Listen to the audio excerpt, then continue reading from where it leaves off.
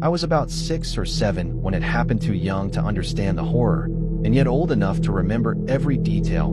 My family was deeply religious. Church wasn't just something we did, it was who we were.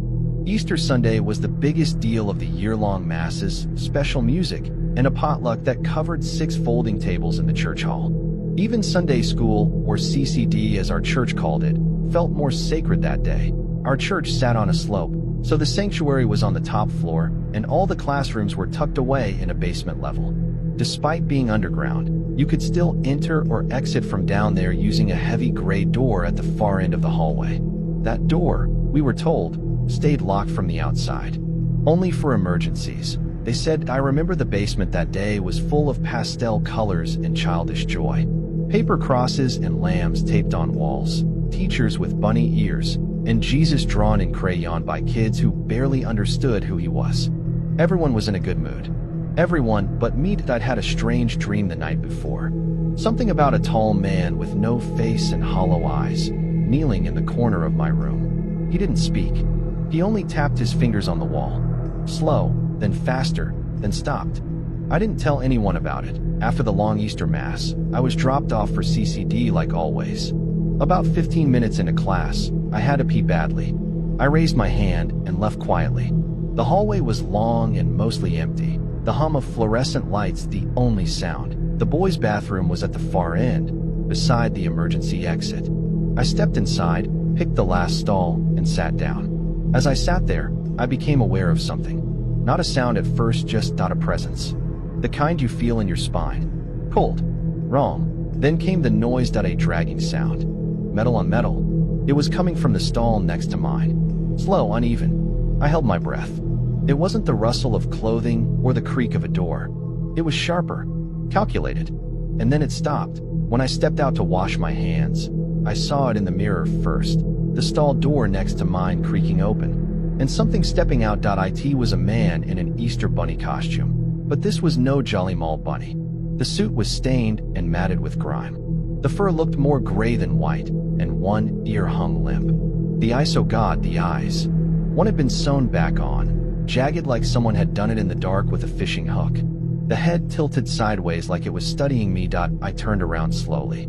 "Hi," I said, with the stupid innocence only a child can have.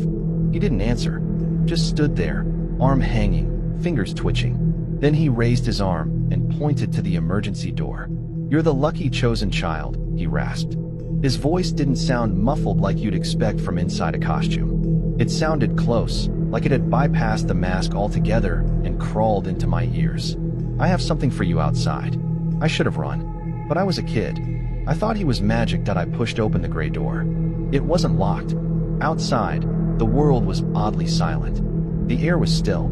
The parking lot shimmered under the noon sun. He walked behind me, slow and careful, like he was savoring the moment. We were halfway across the lot when I saw another figure in an Easter bunny suit, standing beside an old van half hidden behind the dumpster. This one was taller. Its head twitched when it saw us. Something in me broke. I stopped walking, then divine intervention. Miss Sabrina's scream cut through the air like a siren. I turned to see her running toward me, eyes wide with horror. The bunny's hand slipped from mine as he spun around and bolted. I ran in the opposite direction. I collapsed into Sabrina's arms, sobbing. The van sped away. I caught one final glimpse, a pale face in the backseat window. A child's face. The police were called. I told them everything. They took it seriously at first, but no child was reported missing. No suspects were found. And that emergency door? It was supposed to be locked, but no one could explain why it wasn't. Weeks passed, then months. But here's what I never told anyone. 2 days after Easter, I found something tucked under the welcome mat at our front door. A plastic egg, dirty and cracked. Inside was a note written in red ink, in the same slanted handwriting I'd later recognized from a church bulletin I once saw in the trash. It said, "You are still chosen. See you next spring." We moved towns the following year, but every Easter, I still check the welcome mat. It happened during the spring break of my senior year. What was supposed to be a night of games and laughter turned into something none of us have ever fully recovered from. It was the Thursday before Easter, and school had been canceled for the long weekend. My group of friends, Jake, Race, Chuck, Arthur, and Raz decided to have a sleepover at Raz's place. His parents were out of town, and his house sat at the edge of a sprawling wooded area that stretched farther than we'd ever dared to explore. It was the perfect place for the game we had invented the year before, and we called it Shadow Hunt. It was our own mix of hide-and-seek and manhunt, but darker. Seekers would hide cursed eggs, spray-painted black plastic eggs filled with riddles or dares, and protect them while trying to catch the hiders. The woods, cloaked in fog or moonlight, made the whole thing feel mythic. Raz's house was a cabin-like structure with huge basement windows that faced the forest. That night, after hours of snacks and gaming, we geared up with flashlights and hoodies, grabbed the eggs, and stepped out into the chilly night. The rules were simple. 2 teams. Hiders must collect all 3 eggs without getting caught. If you got tagged, you were banished and had to sit out until the game ended. Seekers weren't allowed to camp the eggs, but no one followed that rule strictly. The teams were drawn randomly. I ended up with Chuck and Raz as seekers. Jake and Arthur would hide that we gave them 10 minutes. In the meantime, we spread out the cursed eggs, one behind the creek boulders, one deep in the pine grove, and the last in the ruined shed farther out, an old hunting shed barely standing, roof partially caved in, with claw marks that none of us could explain the first time we saw them. When the game officially started, I went toward the pine grove alone. Chuck and Raz went in opposite directions. As planned, it wasn't fully dark yet, but the canopy of trees made it feel like midnight. I turned off my flashlight to avoid giving myself away and moved quietly, heart thumping with excitement. But the thrill died quickly. About 15 minutes in, I heard twigs snapping. I froze, crouching behind a log, thinking it might be Arthur or Jake. I peered over and saw someone. Except it wasn't one of them. The figure was crouched too low, too still. Their clothes looked torn, like they'd been dragged through branches. And their arms were too long. That's what I remember most, that I thought maybe someone had joined the game without telling us. Maybe a neighbor messing around.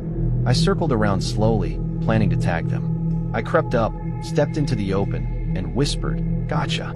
They didn't move. I reached out and tapped their shoulder. The second they turned, I stumbled back. The man's eyes were bloodshot and unblinking. His jaw hung slack. A stripe of dried blood ran from his temple to his collar. He didn't say a word, just lunged. I hit the ground hard, his weight crushing my ribs.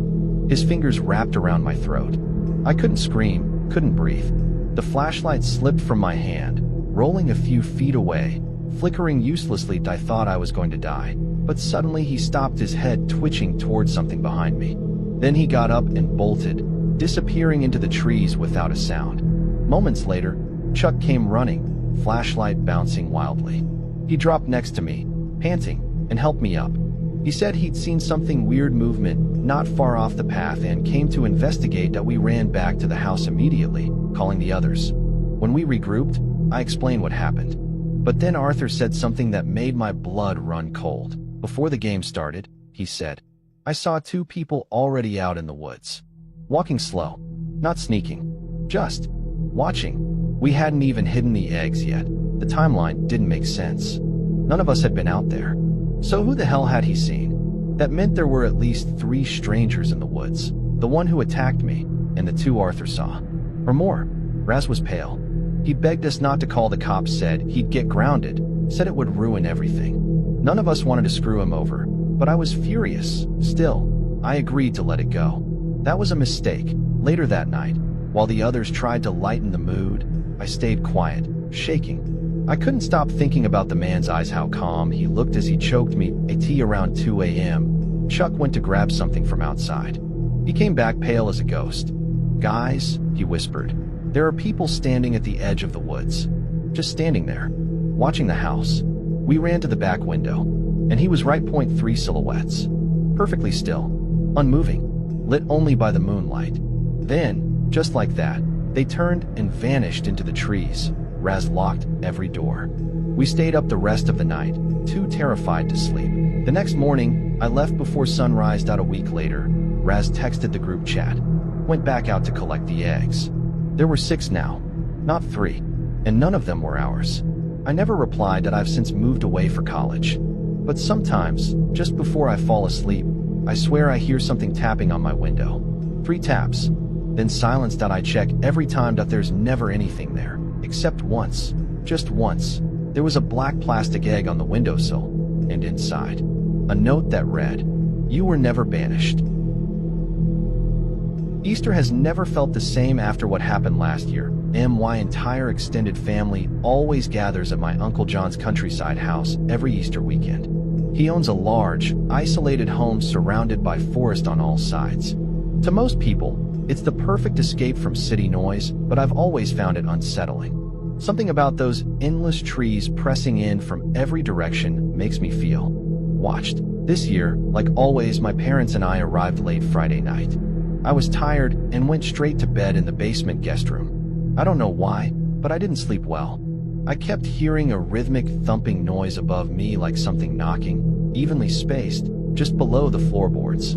The next morning, my cousin Kevin and I passed the time playing pool in the basement. He's a couple years older than me, and the only one in the family who doesn't make me feel like an alien. While we played, he started talking about the forest behind the house, how it stretched for miles, how no one really explored it anymore, and how he used to find strange carvings on trees when he was younger. I laughed it off, but he got serious. They were shaped like eyes, he said. Always in sets of 3. Always watching. I assumed he was trying to spook me. But later that afternoon, he convinced me to join him on a nature walk into the woods. I wasn't exactly eager, but I also didn't want to seem like a coward in front of him. We told Uncle John where we were going and set off. Kevin led the way like he had done it dozens of times. There was something about how quiet the forest was that immediately put me on edge. No birdsong, no wind. Just the crunch of our shoes on dry leaves and the occasional snap of a twig. About half an hour in, we started hearing something strange, a dull thudding, followed by silence. Then again, like someone pounding wood into the ground. It wasn't constant, more like a deliberate rhythm. Kevin paused, his face tightening. "I've heard this before," he said quietly. He led us in the direction of the sound, our pace slower now. I was getting nervous, especially as the forest grew darker. The trees here were older, their trunks blackened as if scorched, and there was a faint smell, not quite smoke, not quite rot. Then we saw them point 3 wooden crosses, upside down, nailed into trees at least 15 feet high. Each one carved with symbols, circles with slashes, spirals, and more of those crude eye shapes. I was about to tell Kevin we should leave when I saw movement. A man stood between 2 trees. Dressed in red flannel, face obscured by a heavy beard, eyes dark and unreadable. He didn't speak. He didn't blink. Kevin stepped slightly in front of me and said, "Sorry, we were just walking." The man tilted his head slowly, then raised one arm and pointed straight up. We looked. High in the trees, dozens of small dolls were dangling from branches, each one made of sticks, string, and what looked like human hair. Some were missing limbs. One was nailed to the tree trunk with a rusted fork. "We should go," Kevin whispered. We turned around and walked back the way we came, but we never heard the man leave. I didn't dare look back. That's when I noticed something else. The woods weren't silent anymore. They were whispering. I couldn't understand the words. They were low, inhuman, like breath through cracked lips. I could feel them in my spine. We made it back to Uncle John's house and told him everything. He went pale and asked for a description of the man. When we gave it, he quietly said he didn't know anyone like that and he knew everyone around here. That night, the air felt heavy. I tried to sleep, but kept waking up gasping for air. At some point, I went upstairs to get water and stopped by the big window in Uncle John's study. That's when I saw them, at least a dozen figures standing at the edge of the woods, shoulder to shoulder, facing the house. Some held torches. Others held nothing. They didn't move. They didn't speak. They just stared. I ran and woke Uncle John. This time he didn't hesitate. He grabbed his rifle, marched out onto the porch, and fired 3 shots into the air. The figures didn't flinch. But by the time everyone else came running, they had vanished into the darkness. One slept that night. My mom cried silently at the table. Kevin locked all the doors, then stacked furniture in front of them. The next morning, Easter was canceled. My family packed early. No egg hunt, no smiles. Just silence. Before we left, I asked Uncle John if he'd seen anything like this before. He looked out the window and said, "When I was younger, they used to come for my grandfather too. Always around Easter. That's why he stopped going to church. Said he heard them whisper his name." We left that morning. As we drove off, I looked back at the forest, and I saw someone standing behind a tree, not moving, just watching.